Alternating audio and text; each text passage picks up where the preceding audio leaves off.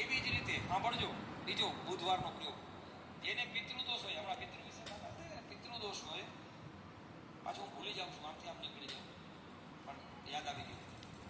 જેને પિતૃદોષ જેના ઘરમાં હોય, હવે શક્તિ ન હોય એને પિતૃ કાર્ય કરવાની આજની મોંઘારત, તો શું કરવું? થોડોક પ્રયોગ લાંબો હાલે પણ સફળતા 10,000% મળે.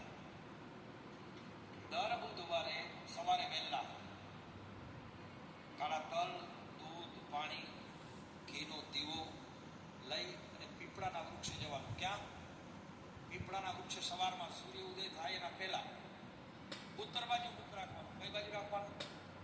ઉત્તર તરફ તમારું મુખ રાખવાનું. પલાખી વાળી પીપળાની થડની બાજુમાં બેસી જવાનું આસન લગાડીને. ઓમ નમો ભગવતે વાસુદેવાય, ઓમ નમો ભગવતે વાસુદેવાય, ઓમ નમો ભગવતે વાસુદેવાય બોલતા બોલતા એ દૂધ, પાણીને કાળા તલ ચડાવવાનું.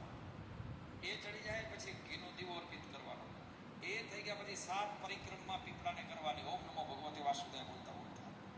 અને પીપળાને આમ થડ પકડી આ મસ્તક પીપળાને ડાળવાનું, પ્રાર્થના કરવાની. હે નારાયણ, મારા 71 પેઢીના પિતૃઓ હોય એને સદગતિ અને શાંતિ મળે દિવ્ય આત્માને.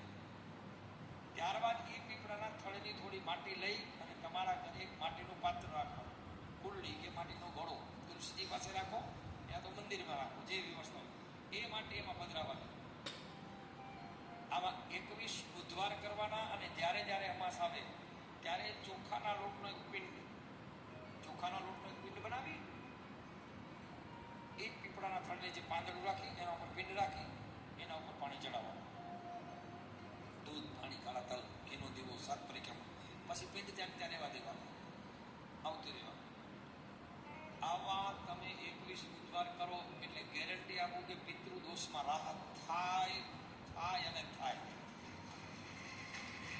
આપણા સનાતન ધર્મની અંદર એટલા બધા સીધા અને સરળ અને સફળ પ્રયોગો છે કે જે તમે એનો અખતરો તો કરો, પણ આમાં બધા એમાં નિયમો જરૂરી છે. તમે 1 થી 7 વાગે જાઓ, બીજેથી 8 વાગે જાઓ, ત્રીજેથી 10 વાગે જાઓ, નહીં. નિયમથી આ પહેલા બુધવારે તમે 7 વાગે પીપળે પહોંચી ગયા તો ખટક રાખવાની છે કે દર બુધવારે 7 વાગે જ પહોંચવાનું છે. પછી એમાં એક બુધવાર 7 વાગે, બીજા 9 વાગે, બીજા 10 વાગે તો નહીં. અને પીપળું એવું ગોતવાનું કે જૂનું અને પુરાણી હોય અને પરિક્રમા થતી હોય.